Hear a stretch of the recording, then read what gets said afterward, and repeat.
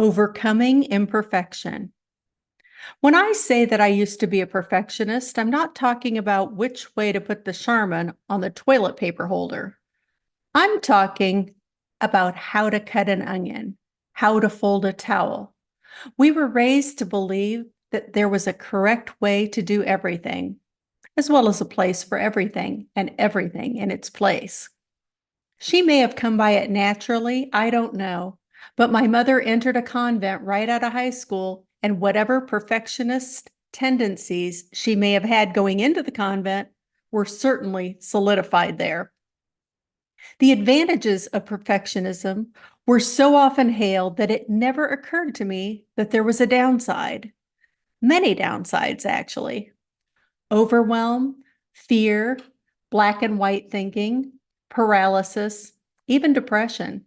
I mean, if you weren't scrubbing your bathtub with Comet every morning after your bath, like Grandma Peitzmeyer did, you were failing. Perfectionism makes it easy to fail. It also makes it easy to maintain the status quo, to not move forward, to not take chances. There's a lot of rearranging deck chairs on the Titanic with perfectionists because we know how to rearrange chairs. So that's what we do. Perfectionists do all of the small things that need to be done before attempting the big thing.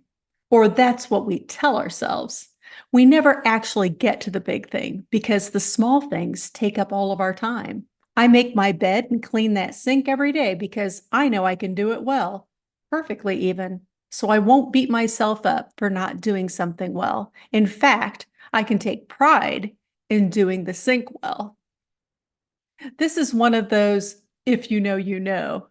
The rest of you will think I'm nuts, but you'd be surprised at how many people, women in particular, operate like this. When it comes to accomplishing big, bold things, perfectionists aren't even likely to try because the unspoken rules take over. What happens if we don't do it perfectly? If we can't even do it? Better stick to what we know. And so we play small. I got 3 Bs in 5 years of study as an undergrad, and I considered myself a failure. How many employers have asked for a transcript? Exactly none of them. No one cares about my GPA, just that I can do the work. B-level work is enough. Moving laundry from the dryer to my bed doesn't mean the laundry is done, but that it's in progress. I've started it. I launched this podcast February 6th, but what most of you don't know is that I didn't plan to launch the first episode until April because, as it turns out, perfectionism. Here's how it went down. My friend Kate started a new book club and asked if I wanted to join. I did. It was at our first meeting that I realized, as I introduced myself as a recovering perfectionist to the other book club members, that the only reason I was launching my podcast in April was so that I could get it right.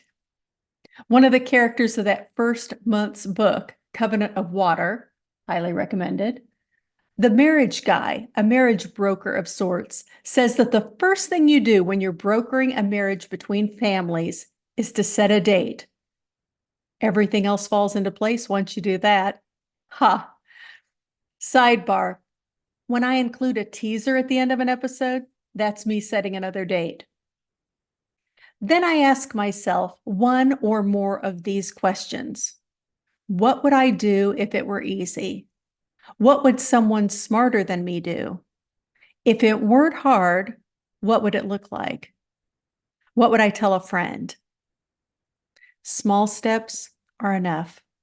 Confirmation bias rarely serves perfectionists well because we use the past to prove what we can't do in the future. What if we reminded ourselves of our successes instead of our failures? One more thing. Hang out with people who embrace imperfection.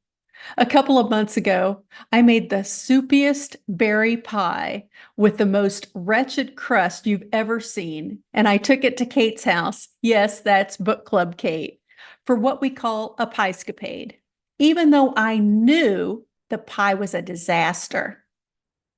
Also, let the record reflect, Kate makes the best pies you've ever eaten in your life. So if comparison is your shame game, forget about it. But I had a feeling that I could practice being horribly imperfect with Kate, and I wasn't wrong. We laughed as she scooped that soupy filling onto some ice cream she had in her freezer, and it was delicious. What does being a recovering perfectionist look like? I remind myself that it doesn't matter what I did yesterday. It doesn't matter what I did 10 minutes ago. My future isn't written yet. It's not decided by my past.